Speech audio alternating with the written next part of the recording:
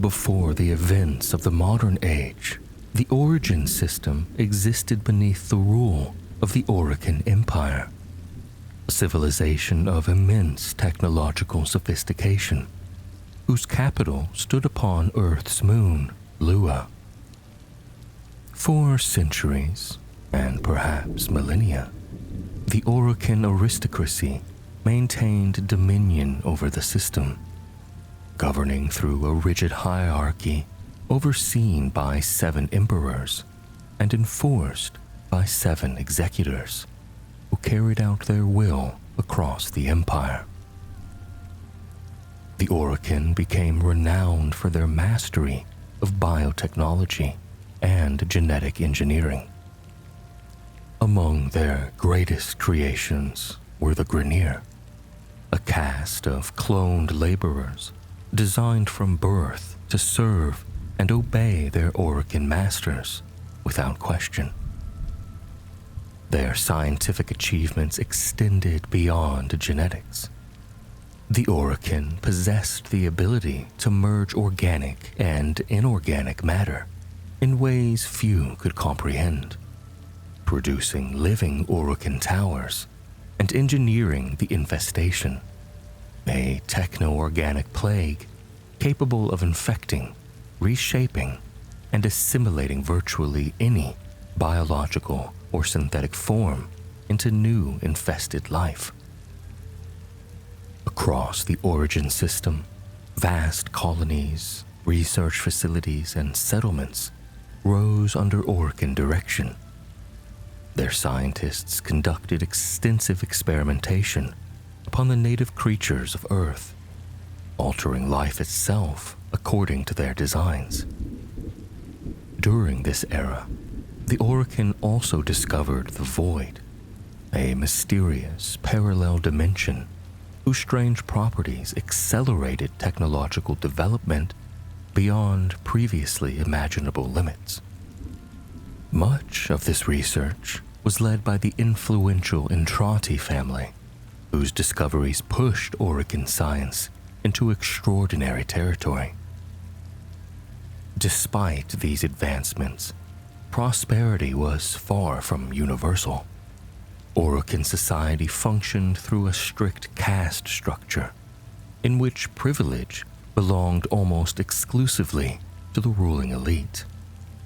A small number of servants, scholars, and enforcers enjoyed comparatively comfortable lives, though even they remained subject to the whims of their masters.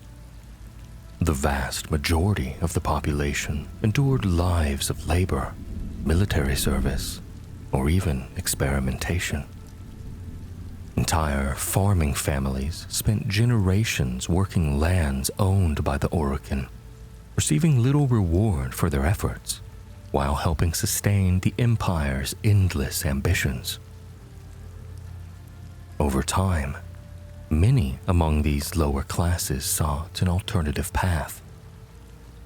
Inspired by the teachings of Parvos Granum, they gathered beneath a new philosophy centered upon opportunity and personal fortune. From these movements emerged the Corpus, whose doctrine held that wealth and success should be attainable regardless of one's place in society. As time passed, the Empire increasingly turned its attention beyond the origin system.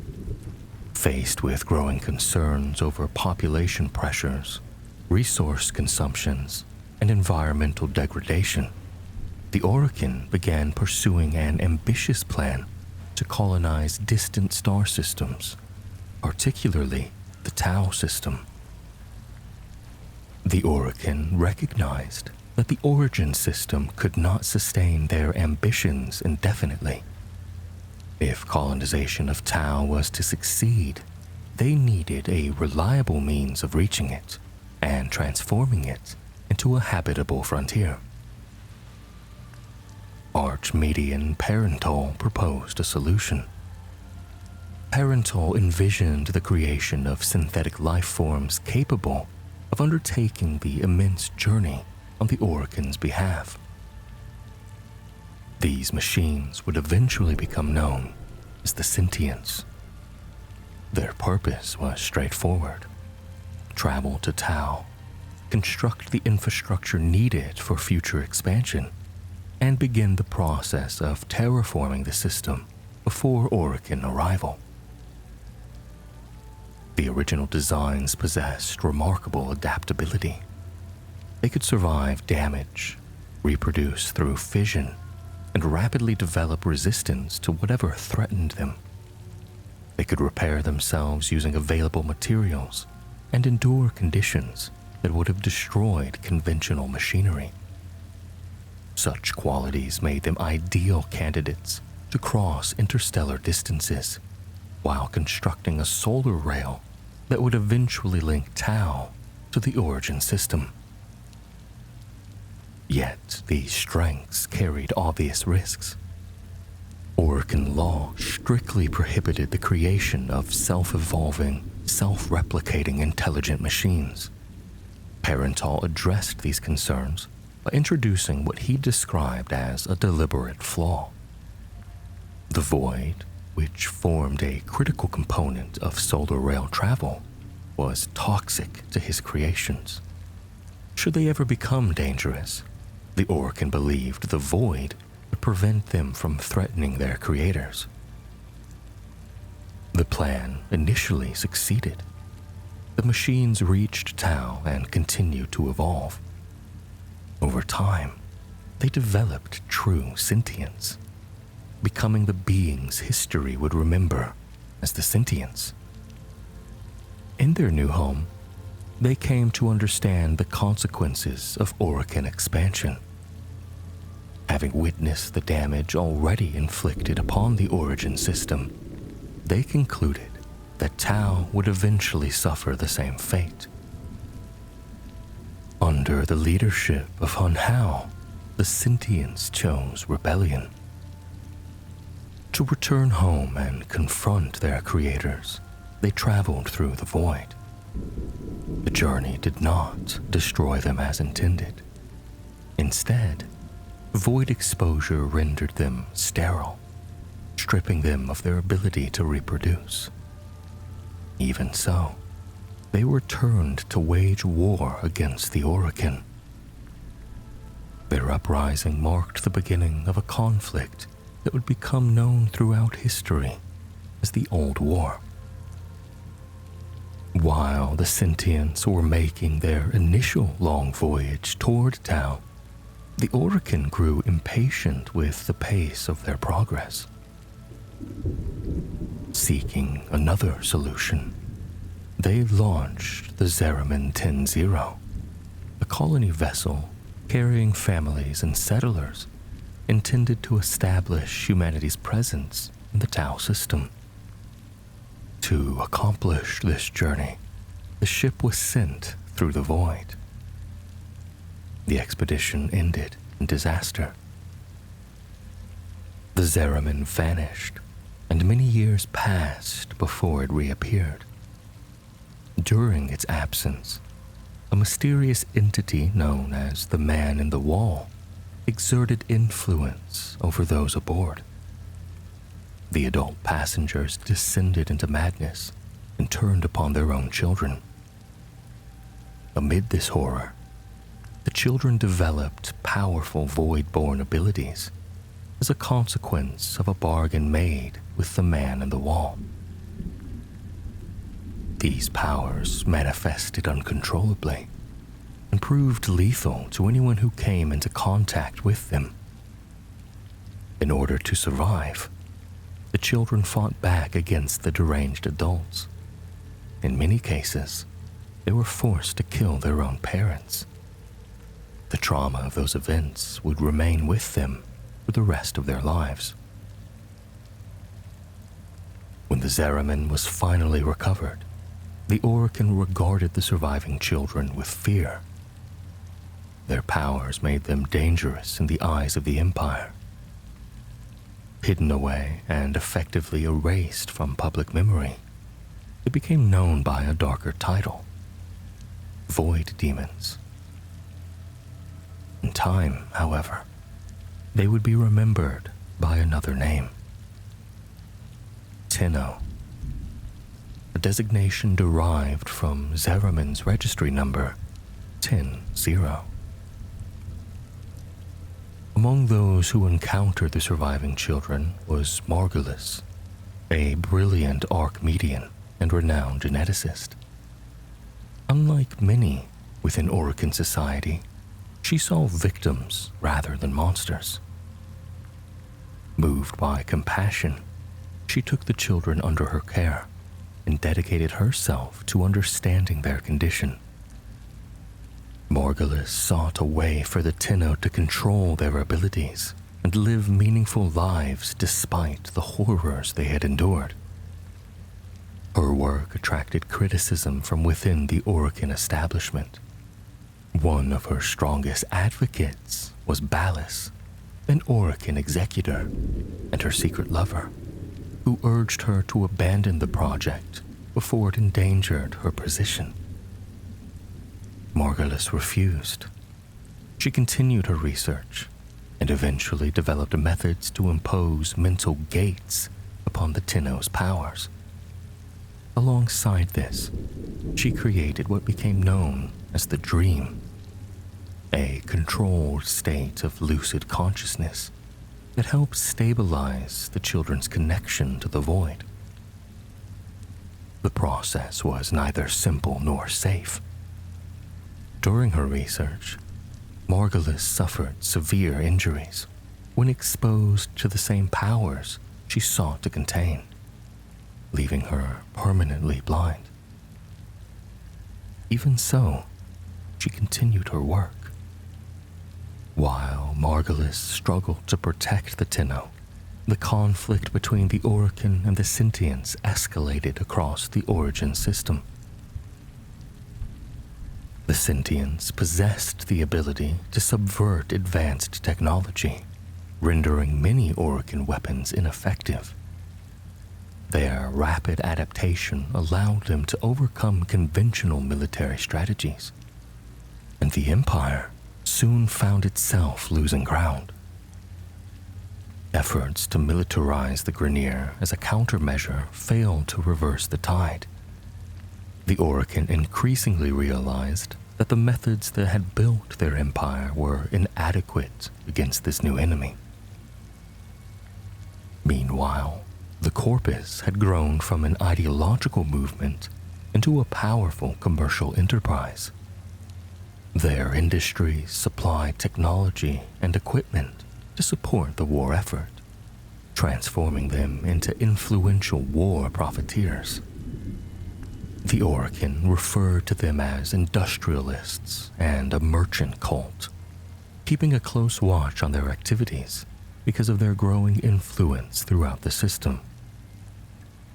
With defeat becoming a real possibility, the Orokin sought new weapons capable of combating the Sentients.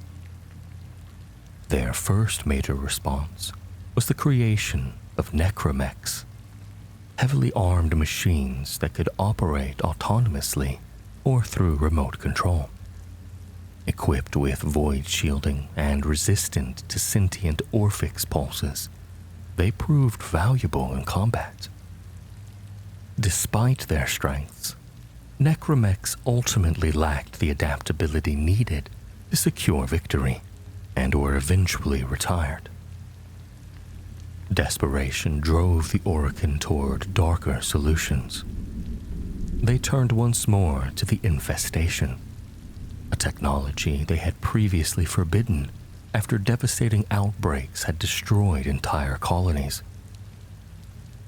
Ballas began experimenting with new applications for the plague, conducting research upon willing and unwilling subjects drawn from various castes of Orokin society.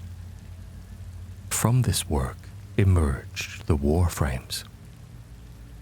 Created through a specially engineered infestation strain known as Helminth, Warframes were once human beings transformed into living weapons. They possessed tremendous strength and initially performed well against the Sentients. Yet the process was imperfect. Fragments of the original individuals remained buried within them.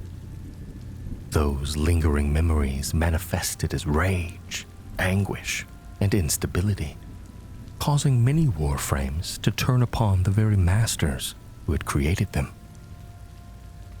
Through incidents involving experiments on a Warframe similar to Rhino, the Orokin reached an important realization.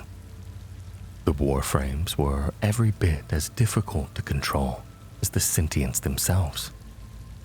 However, they also discovered that another mind could assume command through a process known as transference. Margulis expanded upon this concept as part of her continuing efforts to help the Tenno. Her research eventually brought her into collaboration with Sylvana, an Archimedean specializing in infestation manipulation.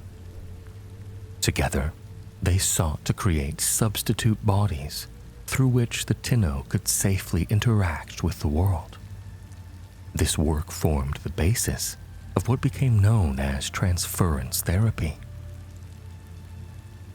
The Orokin soon recognized that only the Tenno could perform transference reliably.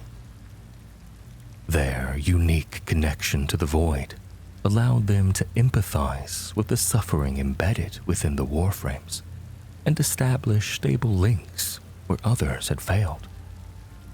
As a result, the Empire envisioned a new role for the Zariman children. They would become operators, projecting their minds into surrogate bodies and wielding Warframes as instruments of war. The Zariman children completed their transformation into a new military order. They became the Tenno, warriors who served the Orokin while bound by their own codes of honor. Through transference, they commanded Warframes into battle, combining void-born abilities with the devastating power of their surrogate bodies. Guided by the teachings of the newly established focus schools, the Tenno adopted combat doctrines centered on melee weapons and ballistic arms, tools that circumvented many of the sentient's technological advantages. Over the course of several lifetimes, the Tenno gradually reversed the course of the old war. Sentient forces struggled against opponents who combined ancient methods of combat with powers drawn from the void itself. Victory increasingly seemed possible for the Orokin. And then, Alice defected. At some point during the Old War, a treaty was forged between the sentients of Tau and the Orokin Empire, bringing about a period of cooperation that became known as the Old Peace. The agreement was made possible through the discovery of the Xenoflora, a remarkable development that allowed individual sentients to cultivate identities separate from the collective consciousnesses directed by leaders such as Hunhao. Freed from the influence of the hive minds that had sustained the conflict, many sentients embraced a future alongside their former enemies. The era that followed was marked by collaboration between sentients, Orokin, and Tenno within the great Turon Academy. There, knowledge from both civilizations was shared and expanded upon. New technologies and combat disciplines emerged from this partnership, including developments such as Caliban Prime and major expansions of the focus schools, which combined long-standing Tenno theories with innovative Tauran applications. Peace, however, was not universally accepted. A splinter faction of Orokin, known as the Anarchs, rejected the alliance entirely. Operating within the Tau system, they continued their resistance against the newly formed Orokin Sentient Coalition. arguing that genuine peace with the sentients could never exist. The Anarch Rebellion ultimately reached its conclusion through a chain of events orchestrated by Ballas and Margulis. The Operator and their sentient companion, Adis, were manipulated into reactivating the system's terraforming engines. The resulting atmospheric transformation destroyed the Xenoblooms and ensured that war between the factions would inevitably resume. Believing the Operator had betrayed him, Adis descended into a state of rage and turned against his closest ally. The Operator, piloting Excalibur Prime, confronted Adis, who controlled Hunhulus. Throughout their battle, the Operator repeatedly attempted to reason with him, but Adis refused to listen. Consumed by grief and anger, he accused the Operator of deception, insisted that the kill codes had done far more than destroy Anarch positions, and claimed the Operator was as blind as Margulis herself. The duel ended with Hunhulus crushing Excalibur Prime. As the Warframe was destroyed, the Operator was thrown from transference and suffered devastating injuries. Lying wounded on the battlefield, they soon found Prime Grineer Bolcors closing in under orders to eliminate both combatants. Only then did Adis realize the truth. Understanding that the Operator had never betrayed him, he offered a heartfelt apology. Before the Operator could properly respond, their injuries caused them to lose consciousness. Using the last of his remaining strength, Adis healed and revived them. Though the Operator had successfully drove back the Bolcors with their void powers, Adis succumbed to his wounds. He died in the Operator's arms, leaving them with a final message that his light would now travel with them. Shortly afterward, Valder arrived. As commander of Tower and Academy's defense forces during the Anarch conflict, he had fought alongside both the Operator and Adis. Valder confessed that Ballas had ordered him to oversee the destruction of the peace treaty, including framing the pair as saboteurs responsible for the World Cedar incident. Unable to carry out the order, he admitted his role with deep regret and expressed sorrow over Adis's death. The Operator instructed him to bury Adis on Tau and ordered him not to return to the Tauron Academy, despite standing orders requiring the sentient's remains to be brought back. Alone, the Operator journeyed across Parita on foot.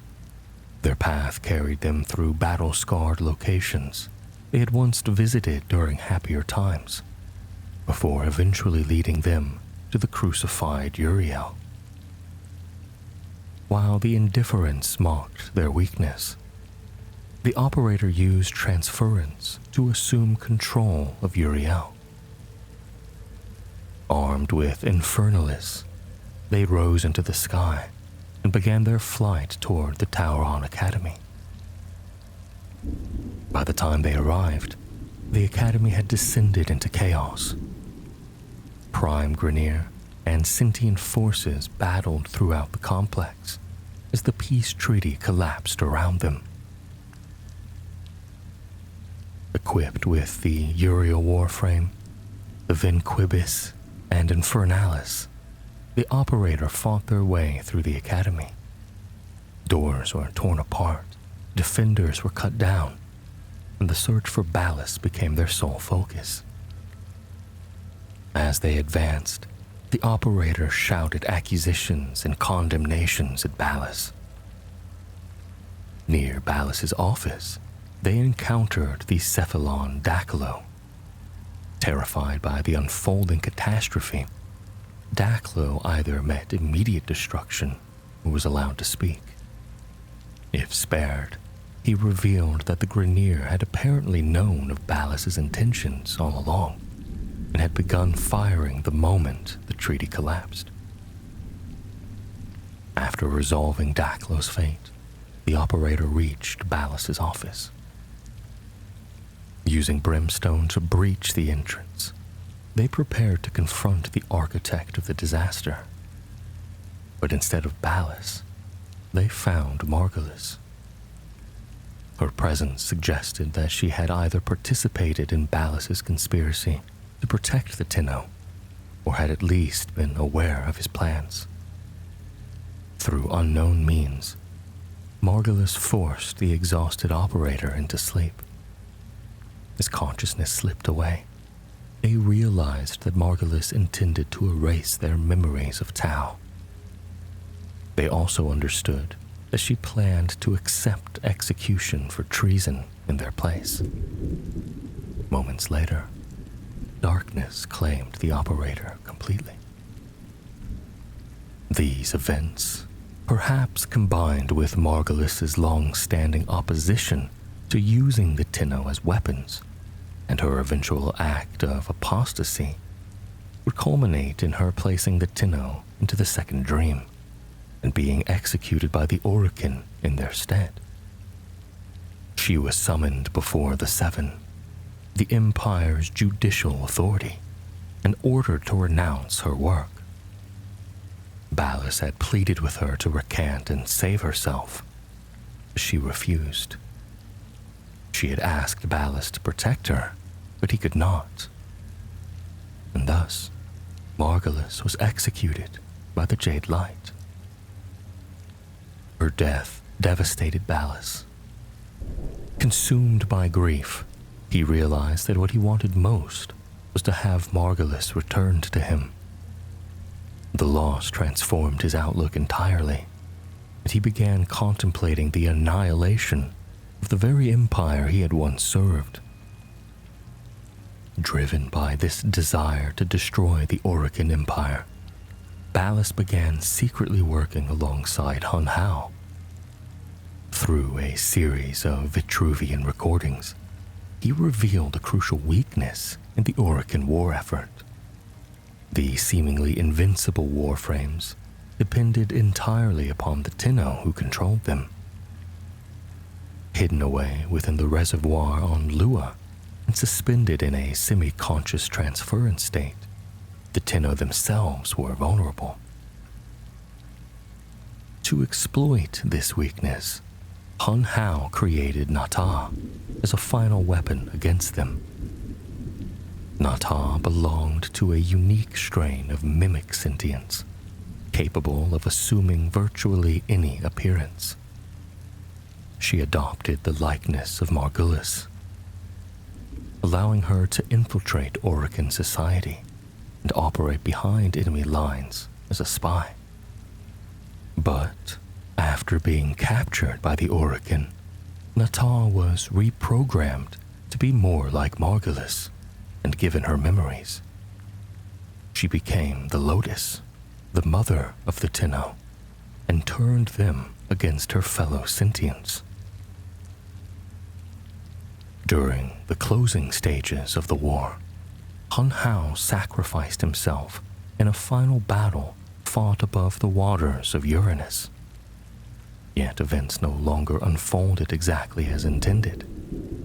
Either unaware of Hun Hao's plans or alarmed by Nata's altered behavior, Era became increasingly troubled by the sentient's defeat under her leadership.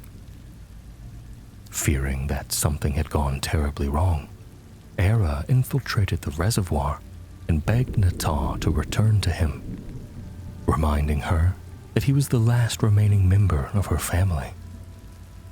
Because of her reprogramming, Nata no longer recognized herself as anything other than the Lotus.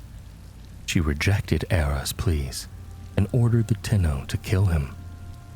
Following these events, the Orokin confined the Lotus within an isolated chamber on Lua, where she continued directing Tenno military operations. Eventually, high-ranking Orokin gathered over Pluto's outer terminus to celebrate what they believed was their final victory over the sentients. At that moment, Octavia sounded the Naga drums. The signal carried a single command. Under the leadership of the Lotus, the Tenno turned against the Orokin. Motivated largely by the execution of Margulis, the Tenno slaughtered much of the Empire's leadership, including numerous executors and members of the Council. The betrayal shattered the foundations of Orokin authority and ignited the event remembered throughout history as the collapse. With it came the end of the Orokin Empire. Following the destruction of Orokin leadership, Natah's original purpose remained unfinished. She had been created to destroy the Tenno. Yet the reprogramming imposed upon her by the Orokin had fundamentally altered her identity.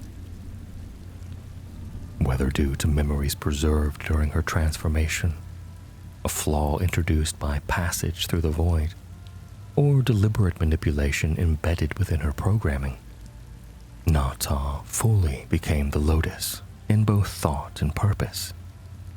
She chose not to kill the Tenno.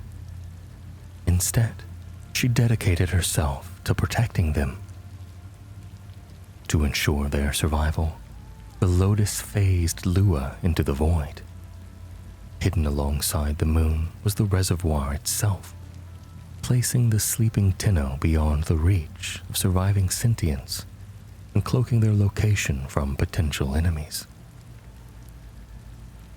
Once the remaining sentient forces within the origin system had been dealt with, the Lotus ordered as many Warframes as possible to enter cryosleep. Reserved for an uncertain future, many remained dormant across the system, though others were left exposed and forgotten. The Tenno themselves were placed into the long dream, a state similar to cryogenic suspension that preserved them across the ages.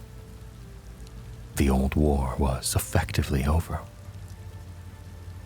A handful of Warframes remained active from time to time, carrying out isolated missions such as hunting surviving Orokin leaders, as demonstrated by Grindel's actions. In the absence of centralized authority, peoples once oppressed by the Orokin found themselves free. The resulting power vacuum plunged the origin system into a conflict as numerous groups competed for control of territories, resources, and surviving technology. Several attempts were made to rebuild the Empire, though these efforts ultimately failed. Emerging factions gradually evolved into the Grineer and Corpus powers that would dominate the future. The Grineer seized the opportunity first. Revolts spread across the system as they captured Orokin vessels, stockpiled weapons, and secured the cloning technology responsible for their existence. During this period, the outcast Orokin twins began gathering loyal Grineer armies around themselves, laying the foundations for their eventual rule over the faction. The Corpus followed a different path. Motivated by profit, they expanded rapidly by scavenging Orokin crash sites, derelicts, and abandoned factories across numerous worlds. The recovered technology fueled their growth and transformed them into a major power. Over time, the Corpus and Grineer emerged as roughly equal rivals.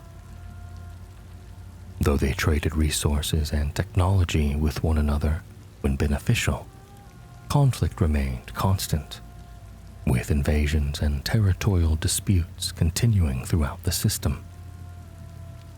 The infestation also endured. With the Orokin gone, countless infected vessels and isolated facilities were left unattended.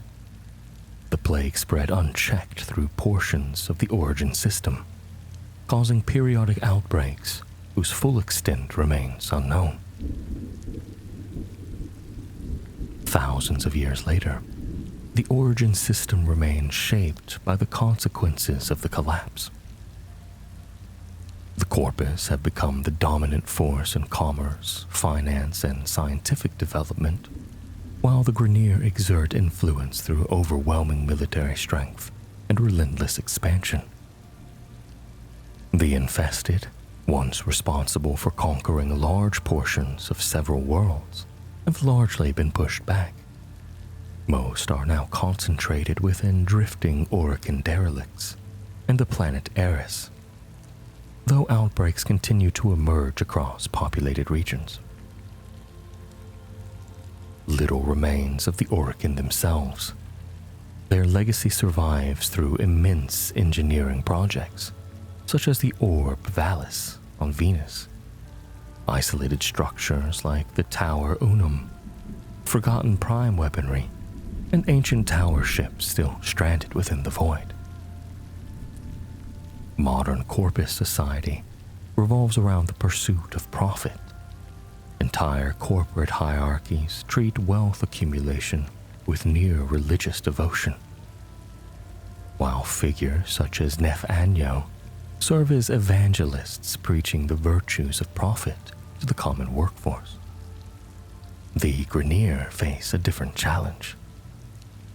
Centuries of repeated cloning have caused severe genetic degradation throughout their population. Researchers, such as Teal Regor, continue searching for solutions, and in one such effort, he uncovered and opened an ancient tomb on Uranus.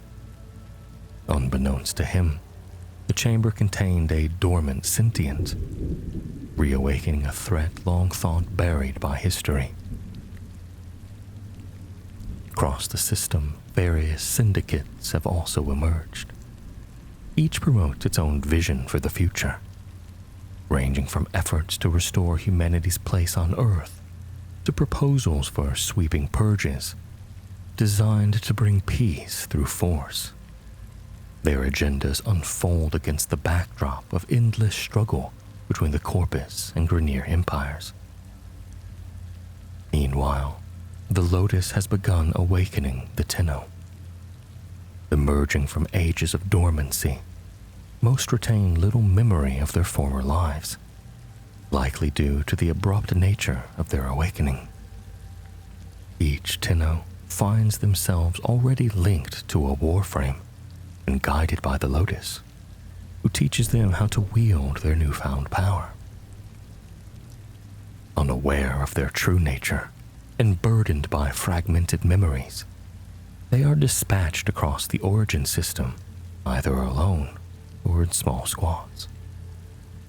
Their missions vary wildly. Some involve maintaining a balance between the Grineer and Corpus. Others focus on containing infested outbreaks or addressing threats that endanger the fragile stability of the system. In doing so, the Tenno once again become active participants in the fate of the origin system, stepping back into a conflict that began long before they were ever awakened.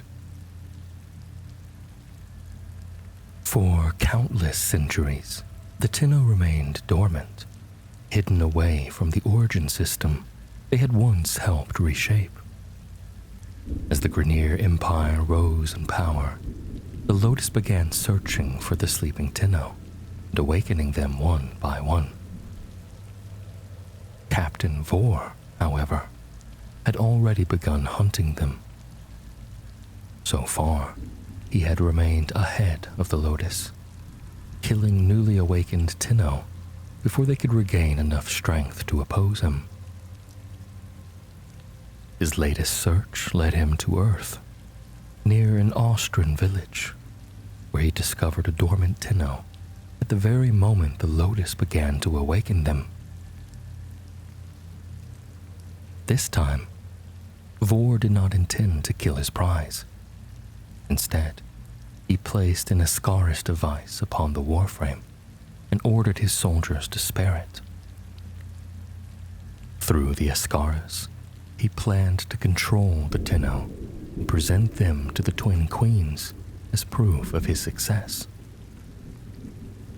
If this first capture succeeded, more would follow.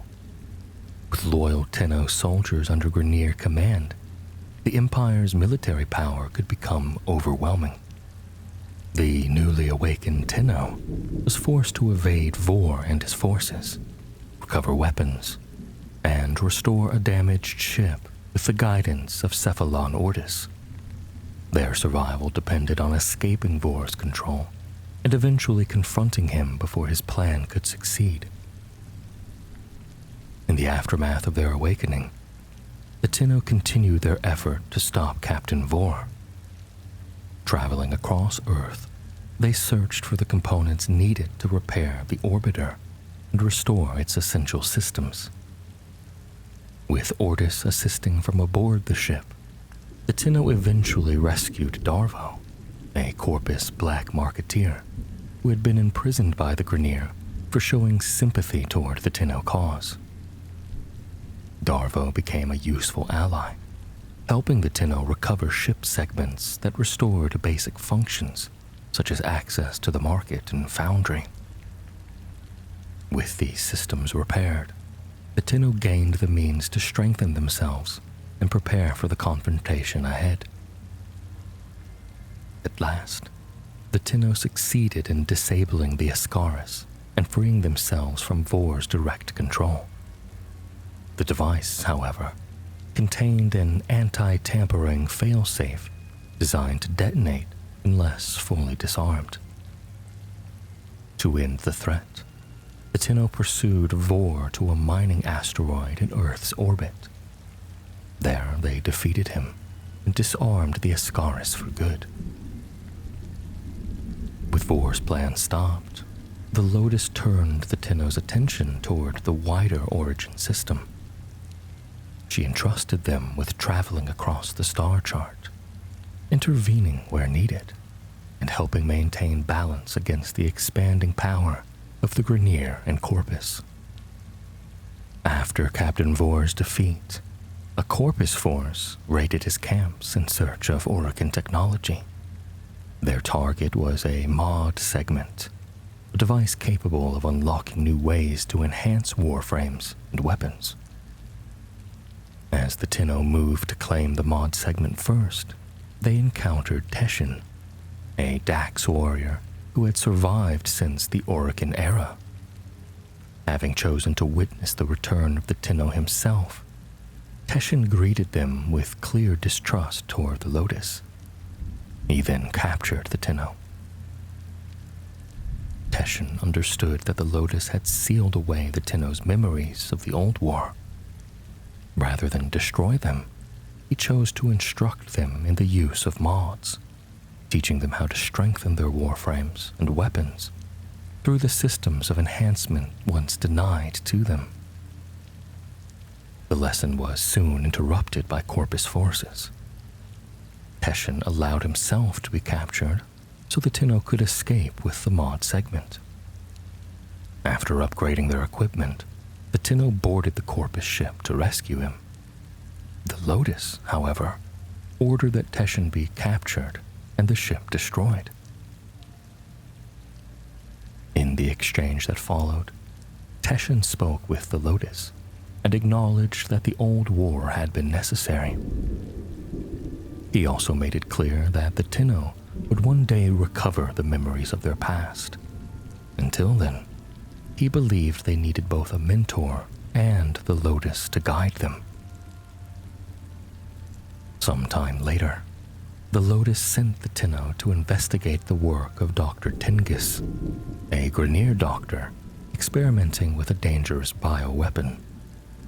The investigation revealed that the weapon was a surviving strain of the infestation, preserved from the era of the Old War.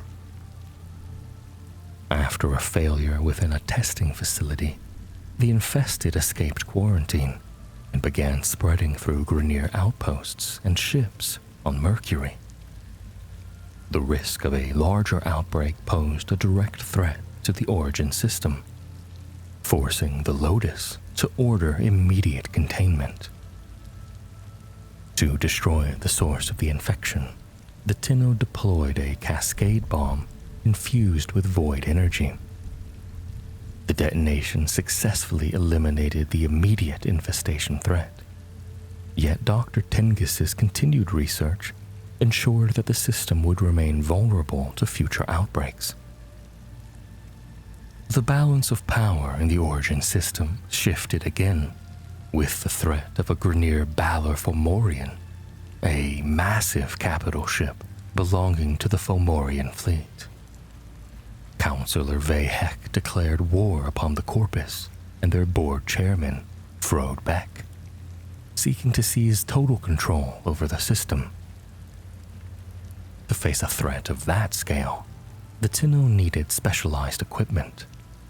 They were forced to construct an Archwing, an Orokin-era flight system designed for space combat, along with an arch gun and arch melee weapon. The necessary Odonata component blueprints were scattered through Orokin archives across Venus, requiring the Tenno to recover each part before the weapon system could be completed. Once armed with the Archwing, the Tenno launched an attack against the Fomorian. During the mission, they attempted to sabotage the vessel, only to discover that their firepower was not yet enough to destroy it. After cutting through dozens of Grineer fighters, the Tenno withdrew from the battlefield, leaving the true confrontation with the Fomorian for another day. The Lotus later tasked the Tenno with searching for the mysterious arcane codices. Their purpose was unknown, but both major powers had reason to pursue them. The Grineer believed the codices might offer a cure for the cloning decay syndrome weakening their people, while the Corpus saw the possibility of profit in lost Orokin knowledge. During the search, the Tenno captured Maru, a thief who had recently stolen one of the codices and gone into hiding.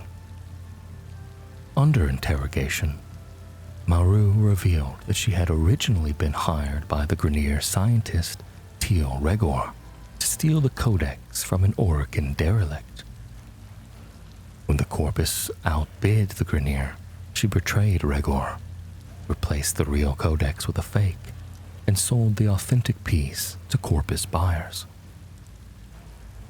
Seeking protection after cheating the Grineer, Maru reluctantly joined forces with the Tenno. She revealed the locations of the remaining codices, guiding the Tenno through a series of spy missions that ultimately recovered all 6. After Ordis considered transcribing the codices, Maru revealed another important detail. The codex she had taken came from a strange machine within an Orokin derelict. Following this lead, the Tenno entered an Orokin void gate on Mars and reached the derelict that housed the arcane machine. When the codices were uploaded to this device, the machine produced a cryptic message. The Lotus could not determine its meaning. With no clear answers, the Tenno returned to their ship empty-handed, while Maru departed to follow her own path. Cephalon Samaras, a Cephalon devoted to preserving creatures as data within his sanctuary, requested the Tenno's aid in freeing his sentinels from Grineer custody. After the rescue, the Lotus discovered fragments of a biological signature within the prison's security logs.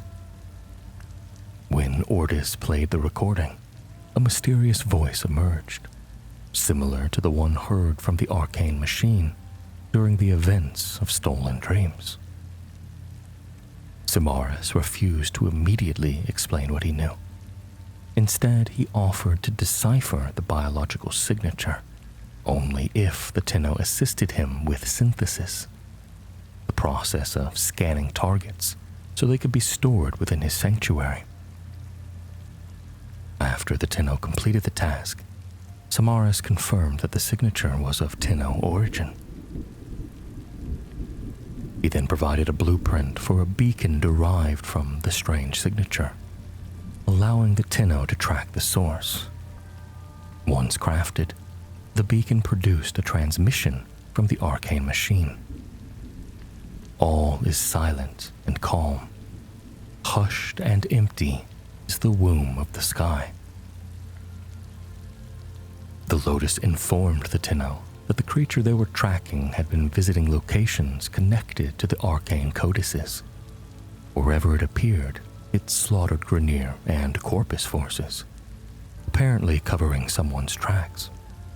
Someone wanted the existence of the codices and the arcane machine to remain hidden.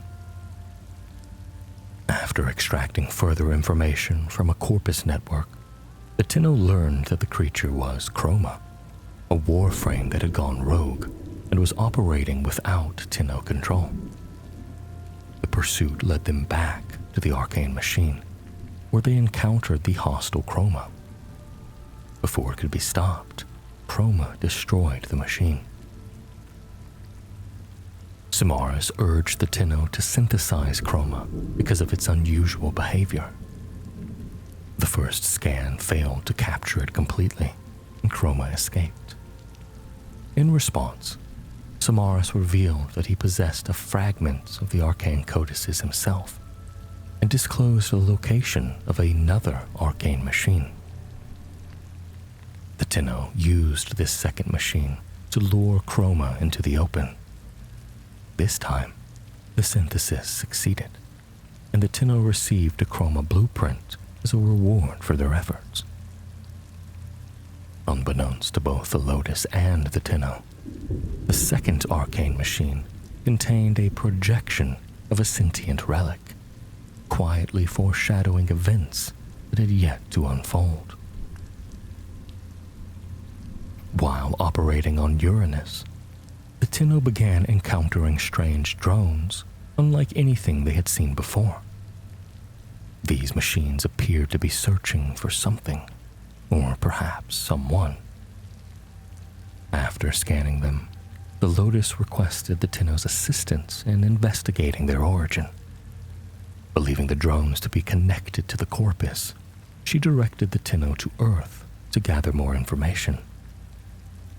The investigation led to the discovery of wreckage dating back to the Old War, finding that only deepened the mystery. Then, in a sudden realization, the Lotus identified the drones for what they truly were: sentient oculists. Immediately afterward, she cut all communication with the Tenno. In her absence, Teshin, a surviving figure from the Orokin era and master of the Conclave, stepped forward. Suspicious of the Lotus and her motives, he offered to help uncover the truth behind her actions. The search for answers soon focused on the work of the Grineer scientist Teal Regor. Deep beneath the oceans of Uranus, Regor had been excavating a tomb dating back to the Old War. At that moment, the Lotus returned. Claiming she had gone silent to conceal her movements, she urgently pleaded with the Tenno to stop Regor before he could reach whatever lay within the tomb. But the warning came too late. Regor's efforts accidentally awakened an ancient sentient from its slumber. The being that emerged was Hun Hao, destroyer of worlds. Faced with the truth, the Lotus finally revealed her past. Her original name had been Nata. She had once been a sentient, sent from the Tau system with a single purpose: to eliminate the Tenno during the Old War. To carry out that mission, she crossed the void and entered the Origin system. But that journey came at a cost. The sentients had been deliberately designed by their Orokin creators to be vulnerable to the void as a safeguard against rebellion. Crossing it left Nata unable to reproduce. As the war neared its end, her perspective changed. There was no longer a need to destroy the Tenno. Unable to have children of her own, she chose instead to protect them. She hid them away within the second dream and became the Lotus, their guide and mother. From Hun Hao's perspective, this was a betrayal born of selfish desire. His daughter had abandoned her own kind for the sake of motherhood. Now, awakened once more, he intended to finish the mission she had left undone and bring about the destruction of the Tenno. Hun Hao's return marked the beginning of a new crisis.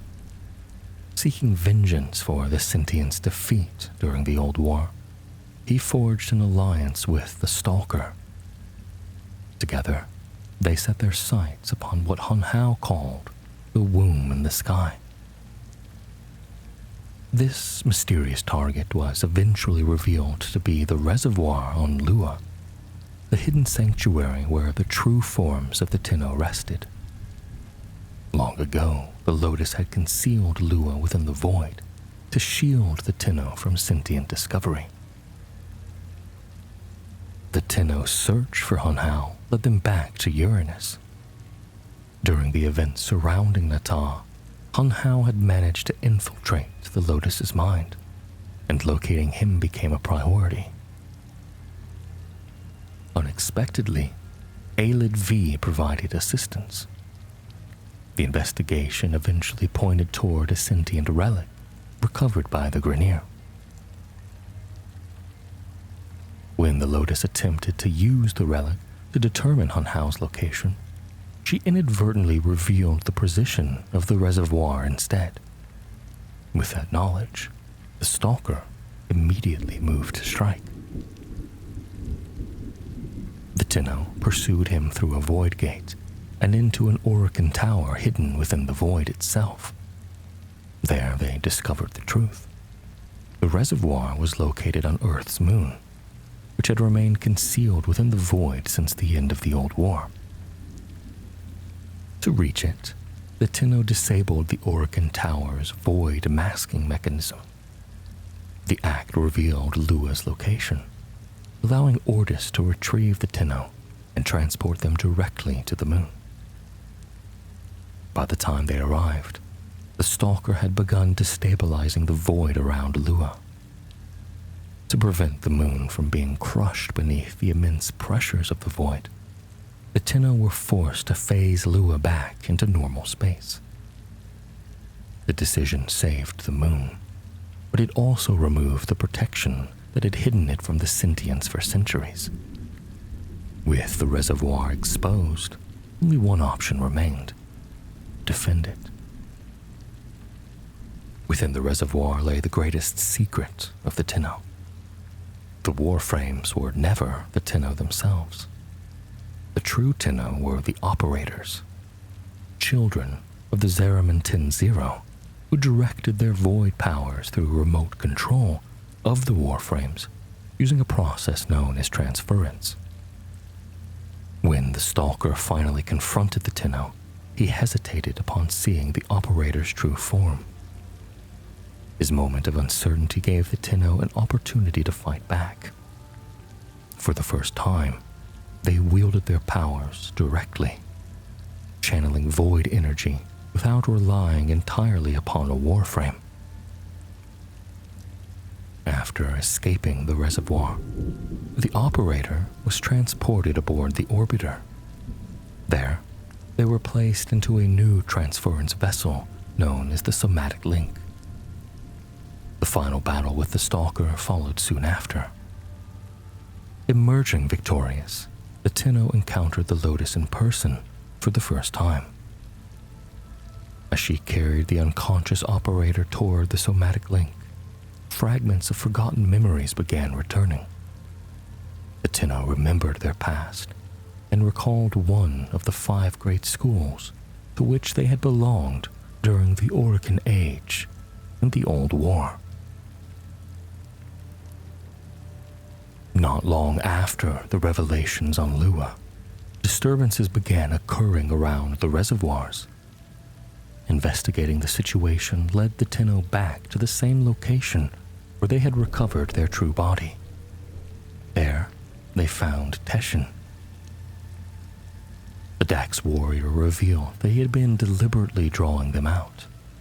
More importantly, he confessed that he had been acting as a double agent serving the Grineer Queens.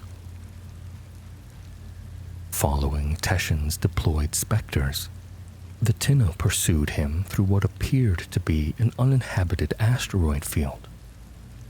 Once the area's security systems were disabled, the truth emerged.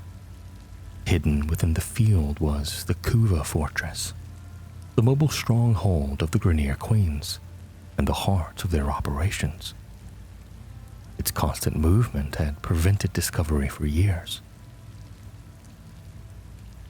The Tenno infiltrated the fortress and uncovered the Queen's inner sanctum. There, they found Teshin under the control of a Kuva scepter. As an Orokin Dax, Teshin had been biologically engineered to obey those possessing Orokin blood, known as Kuva. No matter his personal wishes, he could not disobey the Queen's. The purpose of the trap soon became clear. The Queens intended to perform continuity, the ancient Orokin ritual that transferred consciousnesses between bodies. After generations of cloning, their current forms had been ravaged by cloning decay syndrome. To maintain their immortality, they sought a younger host body. They chose the Tenno. Before they could fully seize control, Ordis severed the operator's transference connection, leaving the Warframe behind while protecting the operator. Even so, the Queens began invading the Tenno's mind through the Warframe surrogate, initiating a strange and disorienting mental struggle. When the vision cleared, the operator found themselves standing upon a snow-covered mountain amid a raging storm. There, Teshin appeared once more and guided them through the mountain pass. His lessons helped unlock memories that Margulis had suppressed long ago in an attempt to shield the Tenno from the trauma of the void. As the journey continued, the events of the Zeraman 10-0 became clearer. The operator gradually regained their ability to directly manipulate the void without relying on a Warframe as an intermediary. Armed with these restored powers, the Tenno returned to the Kuva fortress. Battling through the Queen's guards and eventually confronting Teshin himself, they pushed deeper into the fortress. At last, they bypassed the Queen's defenses and seized the Kuva scepter. For the first time, the Queens were vulnerable. Together, the Tenno and Teshin killed the Elder Queen, while the Worm Queen escaped and survived. Returning once more to the mountain vision, the Tenno faced a choice regarding the stolen Kuva. Whatever decision they made, a mysterious voice whispered within their mind, foreshadowing the consequences of reclaiming their void-born power. Sometime later, the Tenno intercepted a strange transmission originating from an abandoned steel meridian vessel. Drawn to investigate, they boarded the ship and discovered a gruesome scene. The crew had been slaughtered, and cryptic messages written in blood covered the vessel. Following the trail led them to Palladino, Holy Speaker of the Red Veil. Palladino explained that her syndicate had fallen into chaos following the disappearance of its sacred muse, a Tenno named Rel. Unlike the other Tenno, Rel had never entered cryosleep within Lua's reservoir. According to Palladino, He had been cast out by both Margulis and his fellow Tenno after blinding Margulis. Rather than enter the long dream, Rel sacrificed himself and bound his spirit to his Warframe, Harrow. In doing so, he became an eternal guardian, standing vigil against the far older threat, the man in the wall. Concerned for Palladino's safety, the Tenno escorted her to Iron Wake, the Steel Meridian base, where she could be protected. To establish contact with Rel, Palladino requested the recovery of a sacred relic needed to complete a seance. Despite years of isolation, Rel still retained memories of his humanity.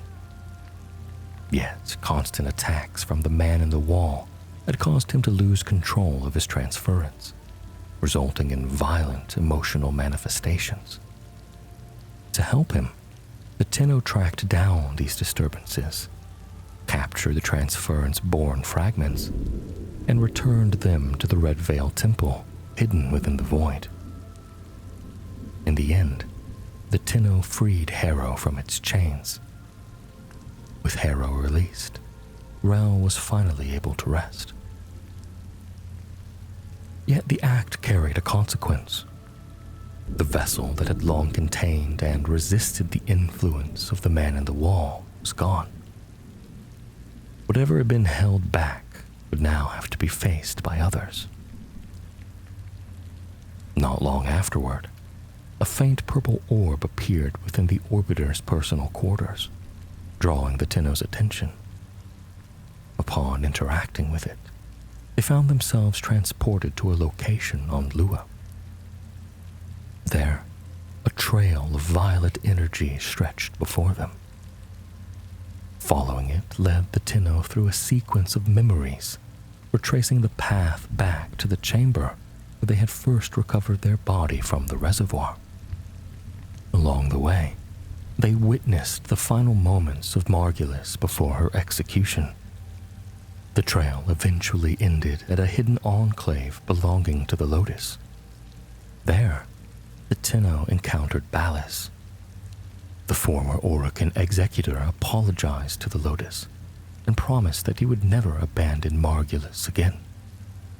As the two clasped hands, a mysterious light engulfed them both. Moments later, they vanished. The vision faded, leaving the operator alone and clutching the remains of the Lotus's helmet. The Lotus was gone. The mother had abandoned her children. In the aftermath of the Lotus's disappearance, faint whispers continued to echo throughout the orbiter. The voice seemed connected to the abandoned helmet resting within the personal quarters. When the operator touched it, a series of visions flooded their mind. They saw a Warframe restrained by Ballas and surrounded by sentient forces. The images pointed toward Earth and compelled the Tenno to investigate. The Warframe was Excalibur Umbra. Only remnants of Umbra remained following a previous battle against the Sentients. Ordis attempted to reconstruct him within the Foundry using recovered scans, but the available information proved incomplete. Trace minerals discovered upon Umbra's Skijati Nakana pointed toward Lua, where additional clues could be found. On Lua, the Tenno discovered a Vitruvian device stored within one of Ballas's containment laboratories. The recordings contained within revealed Ballas's betrayal of the Orokin and shed light on the true origins of the Warframes. Uploading the Vitruvian data provided the knowledge necessary to recreate Excalibur Umbra. The moment Umbra was equipped, however, he erupted into violence, tearing apart his own helmet to expose a living eye. He pinned the operator against a wall until they entered his mind through transference. Within Umbra's memories, the Tenno witnessed his origins,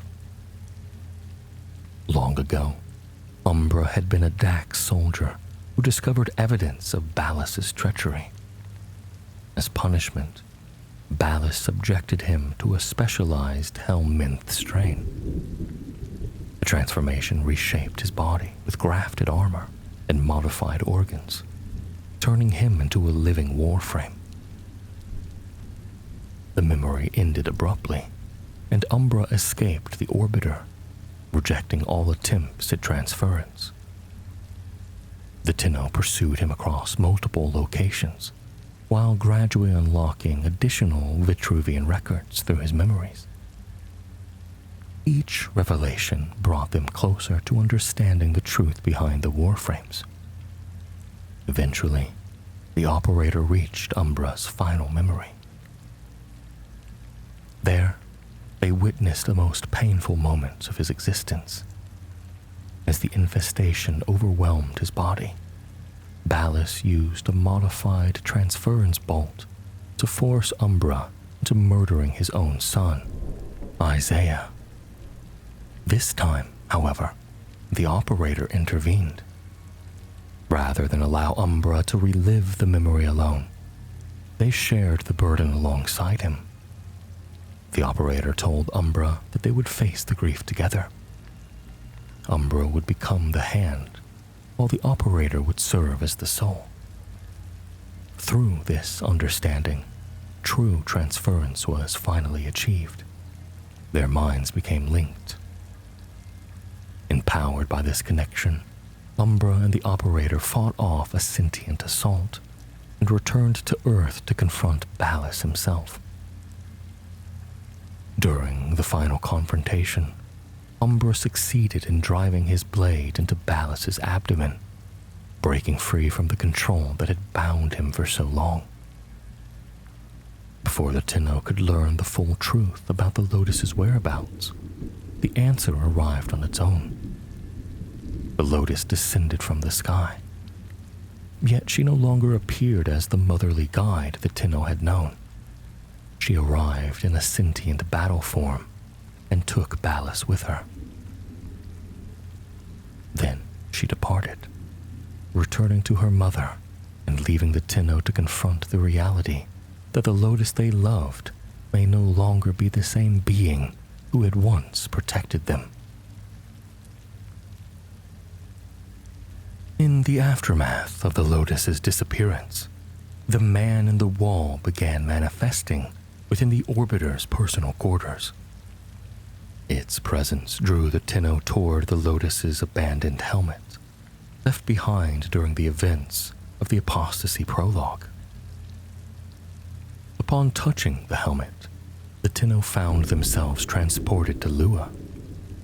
There, the man in the wall guided them through the reservoir and deeper into the chamber of the Lotus.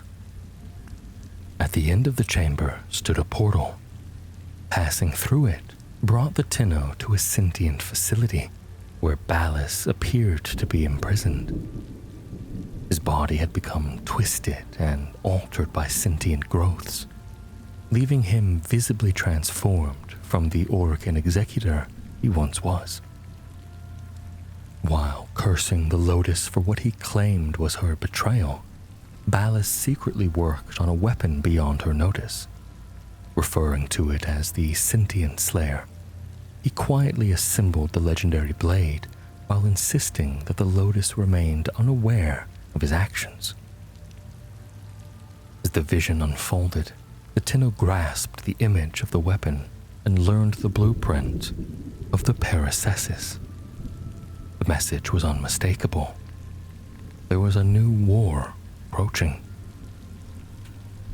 By this time, Aelid V had returned to work within the Corpus hierarchy on Jupiter. His standing among the Corpus, however, had deteriorated significantly. The failures of the Zenuka project and the Mutalist incursion had damaged his reputation, while Nef Anyo's successful Orb Valis terraforming initiative had earned the favor of Corpus board chairman Frode Beck.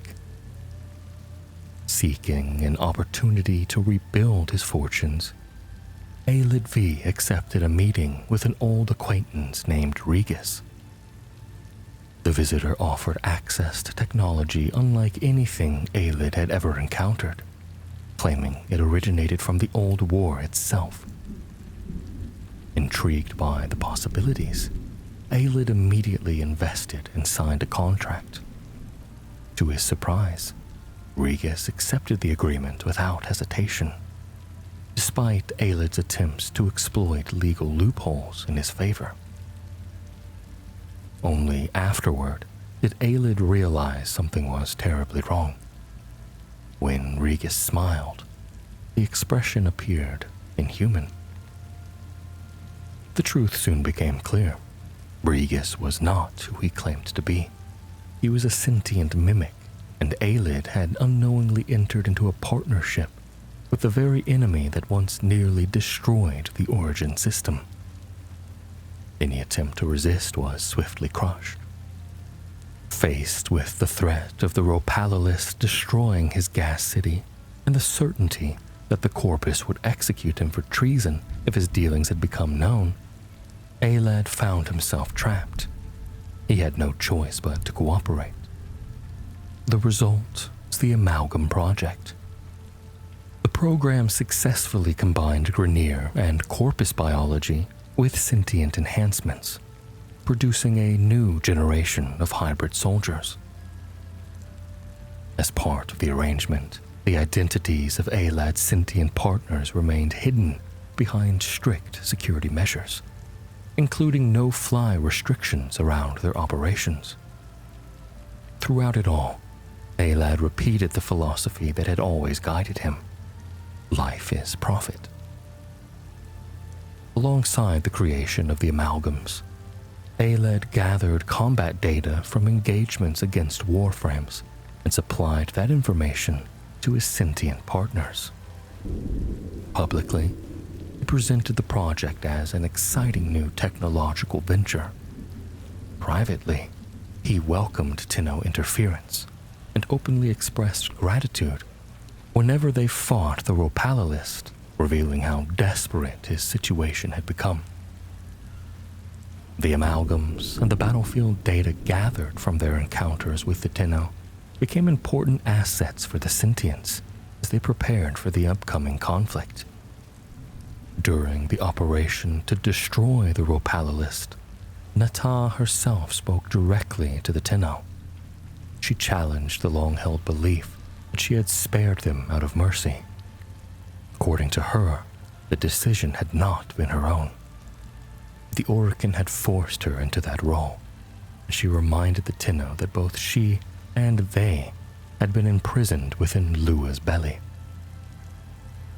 Nata also claimed that she had seen the other face of the wall, implying that the void and the man in the wall had affected her during the centuries within Lua. Following the Ropalolist's defeat, she condemned the Tenno for what she viewed as the destruction of her people, and hinted at the devastating events that were soon to come. As preparations for the new war intensified, the Tenno traveled with their railjack crew into the Vale Proxima.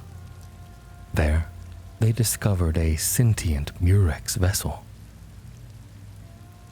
Armed with the paracesis, the Tenno boarded the ship and fought through its defenses. Deep within the Murex, they encountered a mysterious red crystal.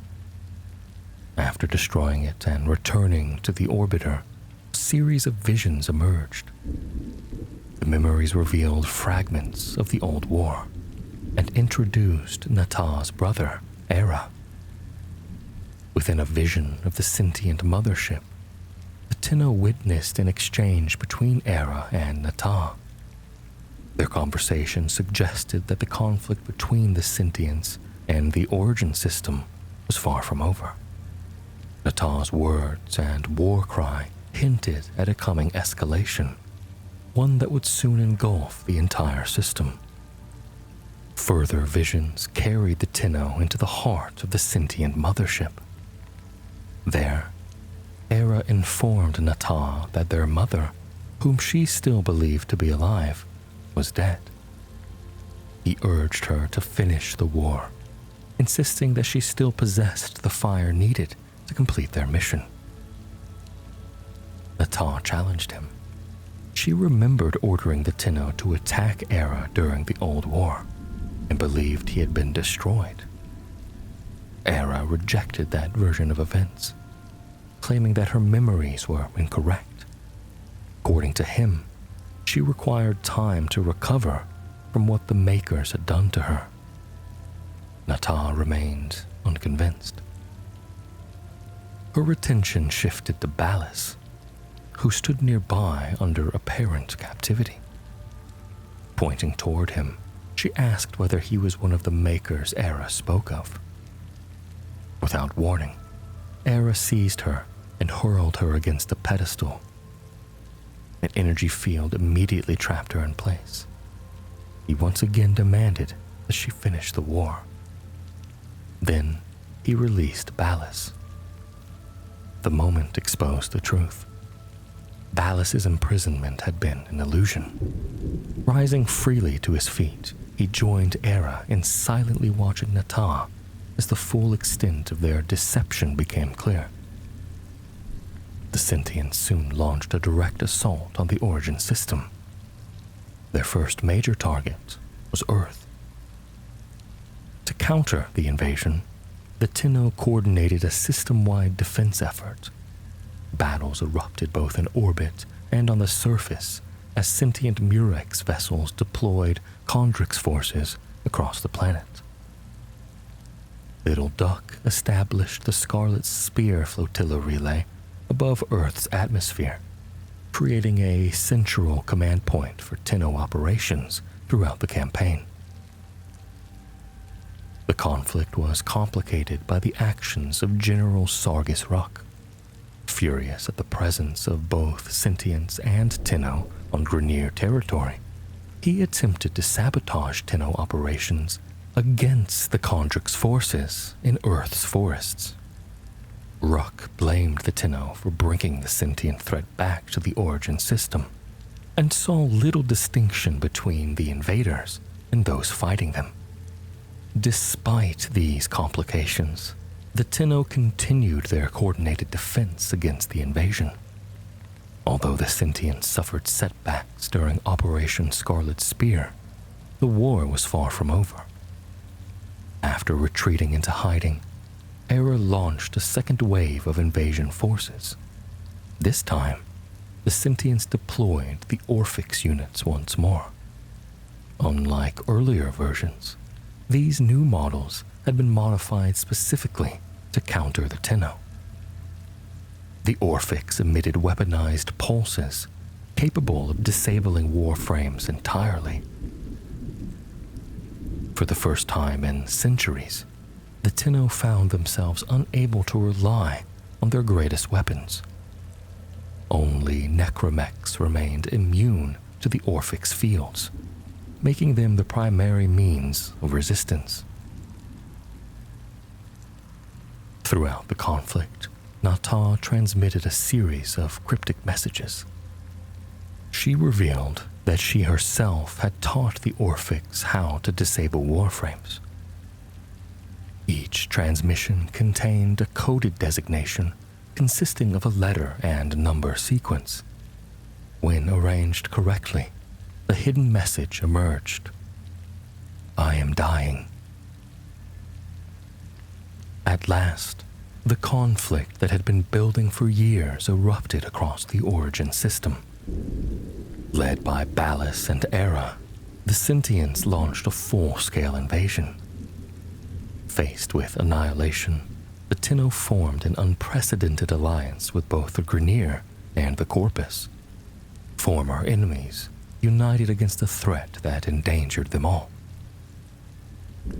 Heroes emerged from every corner of the system. Grineer soldier Cow 175, Corpus technician Veso, and Teshin each played crucial roles in the desperate defense. But it was not enough. The Sentients prevailed. Ballas banished both the Lotus and the operator into the void, removing the system's greatest defenders from the battlefield. With the Tenno gone, resistance collapsed. Ballas crowned himself ruler of the Origin system and established the regime of Narmer. Through manipulation, propaganda, mind control, he reshaped society around absolute obedience. Memories were altered, history rewritten, and the Tenno were vilified as enemies of the people. Yet resistance survived. A mysterious figure known as the Drifter began fighting back against Narmer's rule. Somehow, the Drifter succeeded in recovering the Lotus, who now existed in a weakened and dying Eidolon state. Together with Hun Hao, the Drifter hunted sentient shards taken from Era's Archons in an effort to heal her. This effort was only partially successful. The Lotus failed to recognize the Drifter and responded with hostility.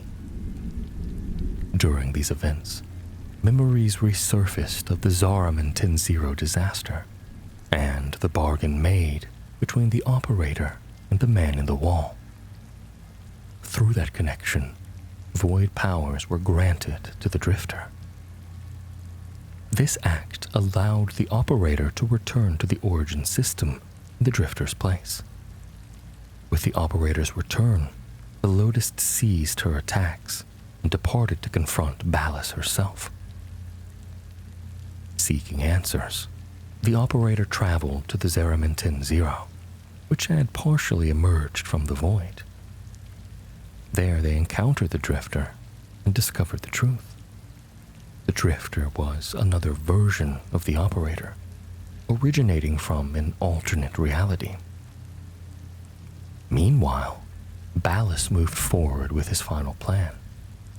Consumed by rage toward both the Lotus and the returning Tenno, he intended to use the sentient mothership, Praghasa, to consume the Origin system's sun. With the system dying behind him, Ballas planned to escape alone to Tau, abandoning all organic and synthetic life to extinction. The threat forced an unlikely alliance. Recognizing that Ballas's actions endangered the future of the sentient race as well, Era turned against him and aided the Tenno. The final battle that followed brought together former enemies in a last effort to save the system. At its conclusion, the Lotus and the Tenno succeeded in killing Ballas. Victory, however, was interrupted by the appearance of something far older and more mysterious.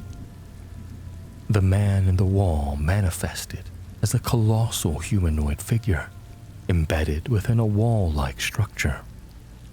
It spoke in a distorted, thunderous voice before vanishing as suddenly as it had appeared. With Ballas dead and Narmer weakened, the Origin system slowly began recovering. The Tenno escorted the Lotus back to Lua. There she revealed that multiple identities now existed within her. Lotus, Nata, and Margulis. Unable to reconcile the conflicting voices, she turned to the Tenno. The choice of which voice would lead the others would shape her future. Following the fall of Narmer's leadership, Call 175 found himself aboard a Murex vessel orbiting Deimos. There, he removed his Narmer veil and freed himself from its influence. His distress signal was received by Daughter, who offered support in exchange for information regarding Narmer's new leader, Hazul. After liberating captives and escaping the Murex, Call established a new base of operations at the Drifters' camp. From there, he began organizing efforts to rescue additional Grineer still trapped beneath Narmer's control. For Call, the war was not yet over. His mission to free his brothers had only just begun. Beyond the origin system, deep within the void, the Drifter remained trapped inside Duviri. The strange realm existed within a repeating cycle controlled by the unstable ruler, Dominus Thrax. Time reset endlessly, and each cycle ended with the Drifter's execution. After countless repetitions, the Drifter became exhausted, apathetic, and disconnected from their own identity. Everything changed when they experienced the sensation being stabbed. A mysterious hand appeared and granted strange new powers. Following its guidance, the Drifter encountered Teshin, now an older and wiser figure. Teshin explained that help had come from beyond the void-made walls of their prison. Using a storybook known as the Tales of Duviri, he began teaching the Drifter about the Tenno and the Warframes that had somehow reached them through the Paradox. The Drifter soon discovered a fragment of a toy figurine after briefly finding themselves aboard a derelict vessel through a paradoxical event. Teshin explained that collecting the remaining pieces represented the key to escaping Duviri. As the search continued, the Drifter experienced living versions of the stories contained within the Tales of Duviri. Each cycle reshaped the world according to Dominus Thrax's emotions at the time. Every recovered figurine piece unlocks additional memories connected to those emotional states. Teshin theorized that these memories belonged to Thrax himself, and suggested that he might actually be a Tenno connected to the Zariman. The ship loomed constantly in the background of Duviri. In Teshin's understanding of history, the Zariman had been lost within the void before returning with children empowered by its energies. In Duviri, however, the ship remained stranded. As the Drifter grew closer to the truth, Dominus Thrax became increasingly desperate. Eventually, he located Teshin and had him killed. For the first time in ages, the Drifter felt genuine emotion again. Fueled by his anger and grief, they seized control of an Oro worm and launched an assault upon Thrax's throne. There they recovered the final figurine piece. The completed toy revealed the truth. It depicted Dominus Thrax. At that moment, the Drifter realized that Duviri itself had been created by a Tenno, specifically by the Drifter's own emotional trauma during the Zariman incident. The entire realm was a manifestation shaped by memories and inspired by the Tales of Duviri. For a brief moment, the Drifter gained control over the cycle itself. They reset the world, restored Teshin to life, and returned the throne to Dominus Thrax. Their prison no longer held them. The Drifter now possessed the choice to leave Duviri and return to the origin system, repaying the assistance they had received. Before they departed, Teshin offered a final warning. If the Drifter chose to leave, they would no longer be who they had become within Duviri. They would become who they had once been.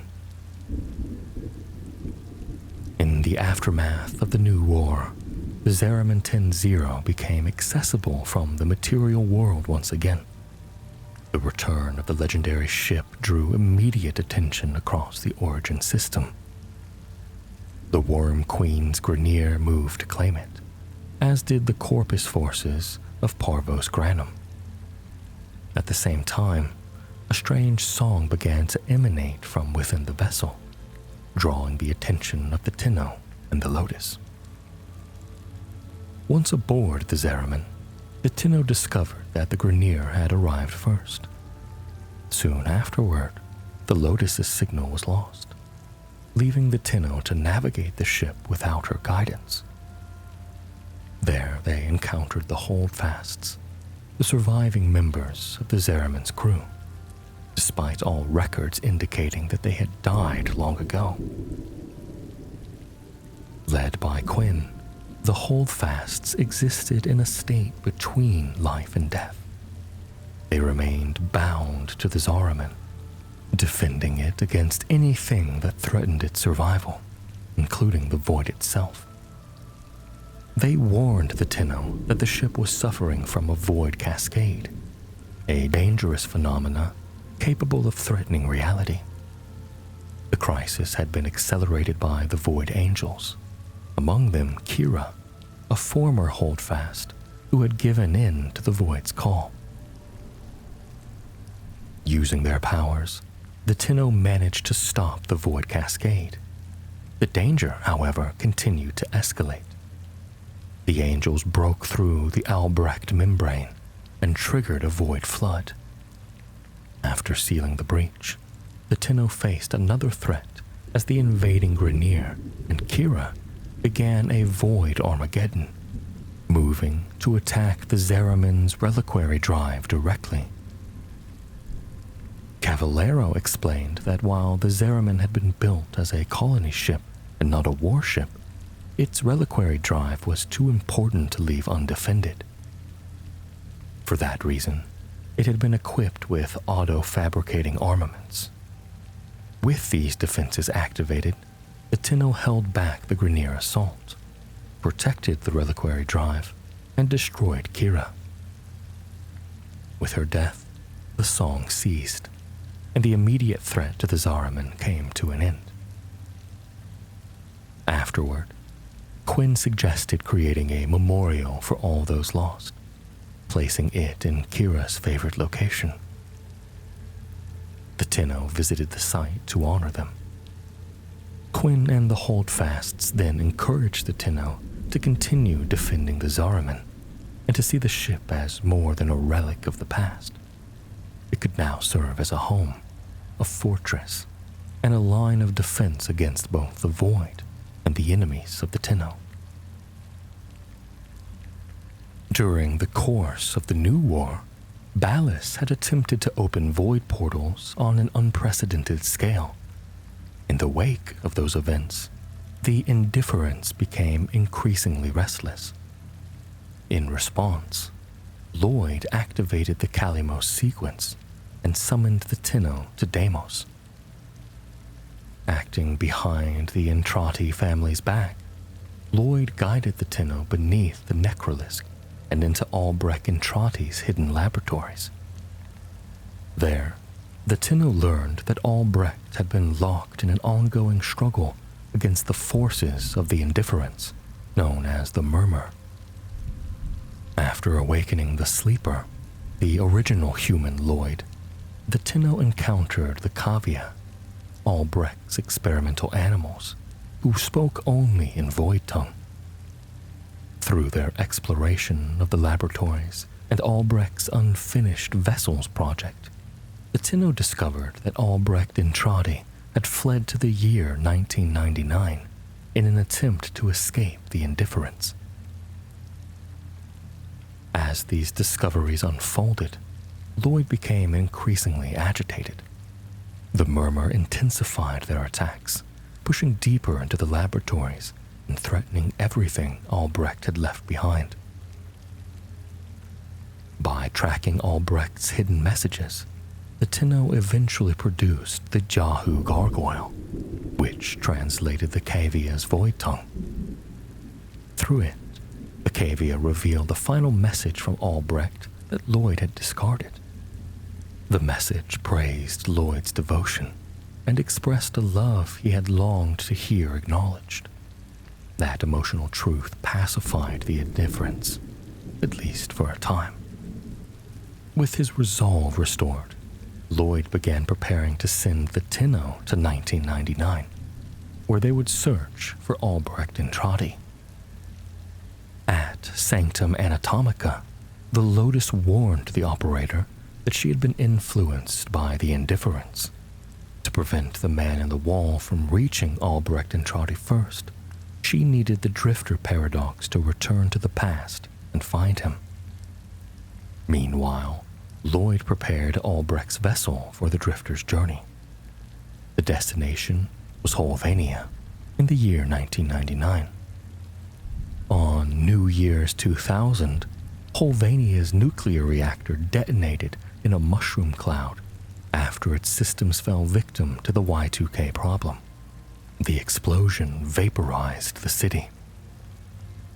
24 hours before the disaster, a group of proto-frames known as the Hex operated within Holvania. Their members, Arthur, Oi, Amir, Quincy, Leticia, and Eleanor, were searching for Dr. Entrati while fighting through Skaldra armed forces and the tech rot infestation. The Drifter arrived in Holvania through a Helminth mouth, accompanied by an Excalibur Warframe. Using transference on Arthur, the Drifter delivered visions of the future. Though the connection was violently rejected, the Drifter was captured. After interrogation, Arthur chose to take a chance on the Drifter's story, and the two joined forces under a shared goal. Elsewhere, Dr. Entrati had been captured by Major Nessie Raskalka, a commander within the Skaldra. Raskalka was later revealed to be possessed by the Indifference. As the Drifter worked to locate Entrati and prevent the nuclear disaster, Kalamos guided them to a recording left behind by the Doctor. Entrati explained that they were trapped inside an altered time loop. Escape required a rare spark of energy, the nuclear explosion itself. Because of this, the Drifter would need to stop the Hex from preventing the detonation. The Hex soon learned that the Skaldra were escorting a VIP and moved to intercept them, while Rasalka attempted to interfere. Entrati urged the Drifter to kill her before the Indifference can further manipulate the loop, but the Drifter refused. The Indifference then assumed the operator's form and transported the Drifter, Rasalka, and Entrati to the Zaramantin Zero, where it showed the Drifter that the Hex were destined to die. Minutes before the explosion, the Hex made their final move on the reactor. One by one, each member fell. Eleanor attempted to seize control of the tech rod, only to succumb to the infested hive mind and attack Leticia. Leticia shot Eleanor as Eleanor struck her down, killing them both. Quincy died holding off the Skaldra against an H4 Epheron tank. Ao perished from overexertion while trying to secure the reactor.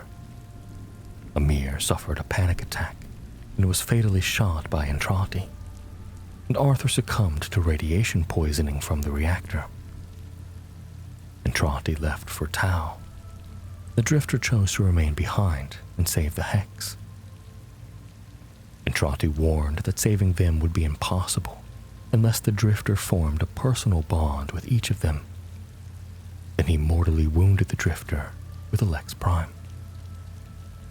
As the Drifter lay dying, they used the powers they had gained from the Duviri to rewind time and create a new loop, returning to the beginning of the year 1999.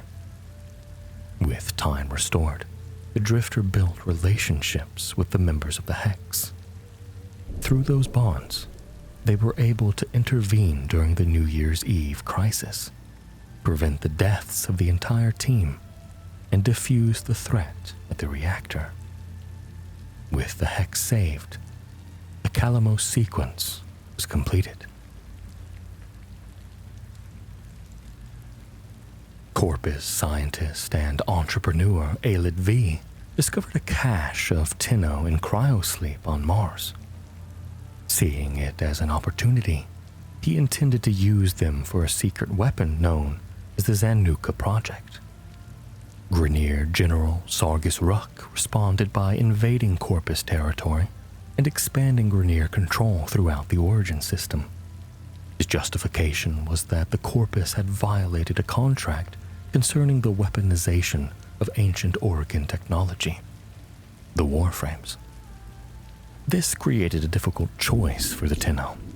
They could intervene to free their own kin, or allow Grineer expansion to continue unchecked. After 6 days of war, the Grineer emerged victorious over the Corpus, securing the majority of contested sectors under their control. Despite losing the Gradavis dilemma, Aelid V continued his work on the Zanuka project in secret. He captured the Warframe Valkyr and dissected her components to create a new Corpus proxy armed with Warframe-derived abilities. At the same time, Corpus board member Frode Beck faced his own problem. His pending position as CEO of the Corpus was threatened by Aelid's research. As Aelid's direct rival, Beck feared the success of the project and attempted to sabotage it by sending ships to Aelid's laboratory. For unknown reasons, however, Beck's ships had become infected. Desperate, Beck struck a bargain with the Tenno. If they helped him purge the infestation, he would reveal the location of Aelid V's research facility. After completing the task, the Tenno raided Aelid V's laboratory in the gas cities of Jupiter and freed Valkyr, who had been modified with Corpus restraints. Scarred both physically and mentally by Aelid's brutal experiments, Valkyr had been used as the foundation for the Zanuka prototype. Thanks to the Tenno's intervention, the prototype never reached mass production. With his support and funding reduced, Aelid was forced to settle for the lesser Zanuka Hunter, which would go on to hunt Tenno in an attempt to gather more Warframes for the project. Later, the Lotus detected an unusual number of Corpus vessels traveling outside their normal shipping routes. The Tenno were sent to investigate these heavily secured shipments and discovered that Aelid V had begun researching the infestation, despite the Corpus ban on infested biotechnology. Having failed to achieve lasting success with the Zanuka project, Aelid had turned to forbidden research in the hope of regaining the attention of the Corpus Board of Directors. If he could produce a breakthrough in the name of profit, he believed it might restore his standing. This pursuit eventually led him toward the Mutalis strain, though the consequences would prove far more dangerous than he had anticipated. With the Zanuka project slowing to a halt, Aelid V sought new answers within the infestation. His experiments produced the Mutalis strain, a new development capable of infecting inorganic beings such as robotic MOAs. To spread his creation across the Origin system, Aelid engineered infested hives. These tumor-like growths were capable of corrupting ships and colonies within seconds. The Lotus soon detected a massive infested outbreak near Eris and sent the Tenno to destroy the hives. She feared that, left unchecked, Aelid's work could trigger a system-wide outbreak. Although the Tenno temporarily disrupted his plans, Aelid mocked their efforts. In his mind, they were only delaying the inevitable rise of his Mutalist empire. Partially controlled by the infestation, Aelid declared the birth of a new Mutalist empire. He presented his work as the next evolution of humanity and reveled in the threat it posed to the system. The Tenno responded by purging most of the Mutalist forces from the Origin system. Their efforts reduced the immediate danger, confining much of the threat to the Orokin derelicts and the infested world of Eris. Even so, Aelid V's actions left the system vulnerable to future random infestation outbreaks, forcing the Tenno to fight alongside both Grineer and Corpus forces when necessary. During the events of Operation Mutalist Incursions, Aelid V continued spreading his Mutalist creations across the Origin system. Now transformed by the infestation, he expanded his experiments from hidden laboratories and infected vessels. The Tenno attempted to triangulate his location by sabotaging infested ships. Eventually, they reached Aelid's laboratory and destroyed it. In response, he unveiled his newest creation, a Mesa Warframe under infested control. The Tenno defeated Mesa and ended her suffering, gaining information that revealed Aelid's true location. They later tracked him to an infested Corpus ship drifting near Eris and assassinated Mutalist Aelid V. Markedly, Aelid survived the encounter. The Tenno's actions, however, crippled his ability to cause further damage through his infestation research. The Lotus later intercepted information about secret cloning laboratories operated by Grineer scientist Teal Regor in the depths of Uranus. Seeing an opportunity to weaken the Orokin Empire, which continued to suffer from cloning decay syndrome, she sent the Tenno to the Grineer Sea Labs. There, the Tenno were given a choice: destroy Regor's research or steal it. By this point, Aelid V had become a shadow of his former self. Desperate to cure himself of the infestation that had infected him during his earlier experiments, he begged the Tenno to recover a cure from Regor's labs. Corpus plutocrat Nef Anyo made a competing offer. Out of spite for Aelid's betrayals against the Corpus, he offered to pay the Tenno to destroy the cure instead. No matter which side the Tenno supported, Aelid V eventually obtained a cure and became one of the few known survivors of the infestation. After Aelid V aided the Tenno during the events of the Second Dream, the Shadow Stalker's followers, known as the Acolytes, hunted him in vengeance. In response, Aelid called upon the Tenno for protection, citing the debt owed from his help in uncovering Hunhao's tomb. To locate the Acolytes, the Tenno gathered security data from Grineer and Corpus systems through a series of spy and mobile defense operations. The hunt gradually turned against the assassins as the Tenno pursued the Acolytes across the Origin system. In the final confrontation, the Tenno faced the Acolyte Misery and successfully drove him back. Aelid V survived, and for the moment, he was safe.